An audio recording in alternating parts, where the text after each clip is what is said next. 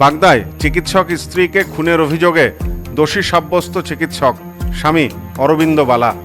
বুধবার স্ত্রীকে খুনের অভিযোগে চিকিৎসক স্বামীকে দোষী সাব্যস্ত করেছিল বনগাঁ আদালত। বৃহস্পতিবার সাজা ঘোষণা করলেন বিচারক। অভিযুক্তকে যাবজ্জীবন কারাদণ্ডের নির্দেশ দেন বনগাঁ আদালতের এডিজে 2 কোর্টের বিচারক কুমকুম সিনহা। এই মামলায় 19 জনের সাক্ষ্য গ্রহণ করা হয়। আদালত এদিন যাবজ্জীবন সাজা ঘোষণার পাশাপাশি অভিযুক্ত অরিন্দম বালার চিকিৎসক হিসাবে রেজিস্ট্রেশন বাতিল করারও নির্দেশ দিয়েছেন। জানা গেছে, উত্তর 24 পরগনার বাগদা থানা এলাকার মণ্ডপঘাটার বাসিন্দা চিকিৎসক অরিন্দম বালার সাথে 2021 সালের মে মাসে বিবাহ বন্ধনে আবদ্ধ হন বারাকপুরের বাসিন্দা চিকিৎসক রত্নোত্তমা দে। রত্নোত্তমার পরিবার সূত্রে জানা গেছে, বিয়ের পর থেকে নানা কারণে অশান্তি লেগেছিল তাদের পরিবারে। চিকিৎসক জামাইয়ের উচ্চাকাঙ্ক্ষা দিন দিন পাল্লা দিয়ে বাড়ছিল, সাথে বাড়ছিল দামি দামি জিনিস চাওয়ার ঝোঁক। কলকাতা পিজি হাসপাতালে এমডি করছিলেন অরিন্দম। তার দাবি ছিল হাসপাতালের কাছেই তাকে ফ্ল্যাট কিনে দেওয়া হোক। পরিবারের দাবি, মাঝে মধ্যেই দামি গাড়ি, ফ্ল্যাট, কখনো আবার নার্সিংহোম বানিয়ে দেওয়ারও দাবি করেছেন জামাই। এদিন সাজা ঘোষণার পর নিহত চিকিৎসকের মা মনীষা দে বলেন, আমার যে ক্ষতি হয়েছে তা পূরণ হবে না, তবে আদালত যে সাজা দিয়েছে তাতে আমরা খুশি। এই খবর বিভিন্ন জায়গায় প্রকাশিত হবে, তা দেখে অনেকের শিক্ষা হবে। আর কোনো মায়ের কোল এভাবে খালি হবে না। আমি একটা কথা বলি, আমার যে ক্ষতি হয়েছে সেই ক্ষতি কোনোদিন পূরণ হবে না।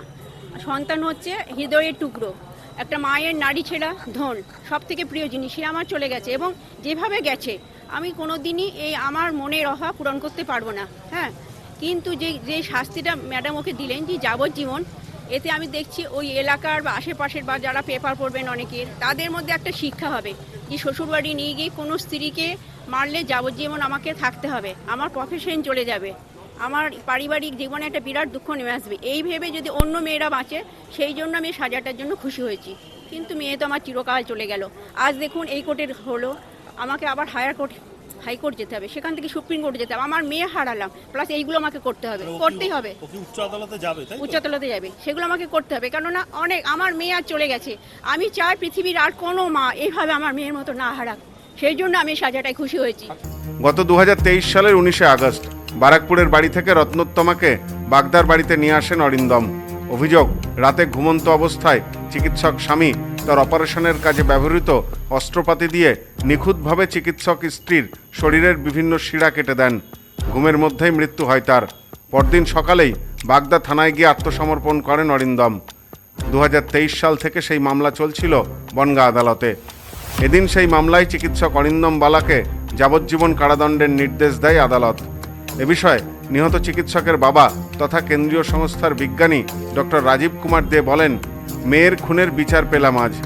ও যে পাপ করেছে তার সাজা ভগবান ওকে দিয়েছে। তবে আমার অনুশোচনা রয়ে গেল। মেয়েকে সেদিন আমি জোর করেই পাঠিয়েছিলাম, বলেছিলাম দেখ যদি মানিয়ে নিতে পারিস। তবে আমার এত বড় ক্ষতি হয়ে যাবে সেদিন আমি কল্পনাও করতে পারিনি। ডক্টর রত্নোত্তমা দের হত্যাকাণ্ডের বিচার পেলাম।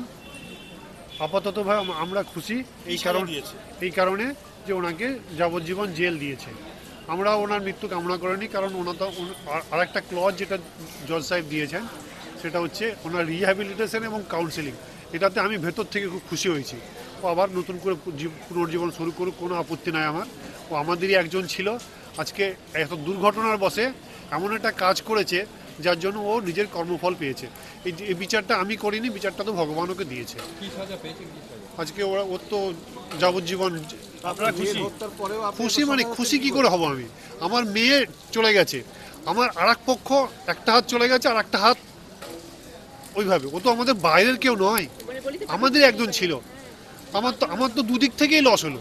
আপনার কি অনুশোচনা হচ্ছে যে আপনি মেয়েকে বলেছিলেন মানিয়ে নিতে, তথাপি অনুশোচনা তো অবশ্যই হবে। আমি মেয়েকে পাঠিয়েছিলাম জোর করে, যা দেখে নে যদি মানিয়ে নিতে পারিস, কিন্তু এত বড় দুর্ঘটনা হবে, এত বড় হবে আমার কল্পনাতে আসে। এই মামলার সরকারি আইনজীবী সঞ্জয় দাস তিনি বলেন, ধনী দরিদ্র, ডাক্তার হোক কিংবা পুলিশ, আইন সকলের জন্যই সমান। সেটা আবারও প্রমাণ হলো। যে বিছানায় তার ফুলশয্যা, সেই বিছানায় তার মৃত্যুশয্যা হয়ে গেল। আদালত অভিযুক্ত স্বামীকে যাবজ্জীবন কারাদণ্ডের পাশাপাশি 1 লক্ষ টাকার জরিমানা করেছে। আজকে একটি ভয়ঙ্কর মামলার সাজা ঘোষণার দিন ছিল। গতকাল এই তাতে দোষী সাব্যস্ত করেছিলেন একজন ডাক্তার স্বামীকে। আমি বলতে চাই, ন্যায় দিনের আলোর মতো স্বচ্ছ। শিক্ষাগত যোগ্যতা, প্রভাব, সম্পত্তির মাধ্যমে আইনের উপর প্রভাব বিস্তার করা সম্ভবপর নয়। তাই অন্যায়কারী যতই সতর্কতা অবলম্বন করুক না কেন, শাস্তি সে পাবেই। কারণ আইন ধনী গরিব, ডাক্তার, মাস্টার, উকিল, পুলিশ সকলের জন্য সমান আছে, ছিল এবং থাকবে। একটি মেয়ে তার জীবনের সবথেকে বেশি বিশ্বাসযোগ্য দুজন পুরুষ, একটি বাবা আর একটি তার স্বামী। আজ এই মামলার যে আসামি, তিনি একজন তার স্বামী। তার স্ত্রীকে ভালোবেসে সুন্দর করে তার বাড়িতে ডেকে নিয়ে গিয়ে যে বিছানা তার ফুলশয্যার বিছানা ছিল, সেই বিছানায় তার মৃত্যুশয্যার বিছানা তার স্বামী তাকে বানিয়ে দিয়েছে। তাকে এমনভাবে মেরেছে যে সে মেয়েটি মরবার সময় ছটফট পর্যন্ত করতে পারেনি। তার কারণ স্বামী ডাক্তার ছিলেন, তার ডাক্তারি পেশার মাধ্যমে তাকে চুপ করে মেরেছে। এই চুপ করিয়ে মেরে তার মৃত্যু যন্ত্রণা স্বামী উপভোগ করেছে। স্ত্রীর যোগ্যতা যাই থাকুক না কেন, আর সে যতই স্বাবলম্বী হোক না কেন, সংসারে একটি কথা তাকে শুনতেই হয়, কারণ এই স্ত্রীও একজন হোমিওপ্যাথি ডাক্তার। তাকে এটা শুনতে হয় বড়দের থেকে, অনেক কিছু মানিয়ে নিয়ে সংসার করতে হয়। আজ তার স্বামীর এই মানিয়ে নিয়ে তার সরল বিশ্বাস, তার স্বামীর মনের ভাষা বুঝতে না পারায় এই স্ত্রী, এই ডাক্তার স্ত্রী পরের দিনে সূর্যোদয় তার আর দেখা হলো না। প্রকৃত শিক্ষা, পুঁথিগত শিক্ষার মধ্যে বাস্তব প্রচুর ফারাক আছে, ছিল এবং থাকবে। আজ এই স্বামী তার যে পেশা, সমাজের সর্বোচ্চ মানুষ, সর্বদরের মানুষকে সাহায্য করবার জন্যে যে ট্রেনিং তিনি পেয়েছিলেন, আজ সেই ট্রেনিংয়ের মাধ্যমে তার নিজের স্ত্রীকে তিনি খুন করেছেন। আজ আদালতের রায়ে এটা প্রমাণিত, পেশা, পদবি, প্রভাব কোনোটি অপরাধের ঢাল হতে পারে না, কোনো কিছুকে ঢাল করে বাঁচতে পারে না। আজ এই মামলাতে মহামান্য আদালতে আমরা বলেছিলাম, আমরা চেয়েছিলাম, আমরা সরকার পক্ষের আইনজীবী হিসেবে আমি গর্বিত, এবং চেয়েছিলাম যে আসামির সর্বোচ্চ সাজা হোক, সর্বোচ্চ পানিশমেন্ট হোক। কিন্তু আজকের আদালত তাকে যাবজ্জীবন বা আমৃত্যু কারাদণ্ড দিয়েছেন। তিনি বলেছেন এটা তার প্রথম অপরাধ এবং আরও অনেক কিছু ডাক্তার হিসাবে তিনি কনসিডার করেছেন।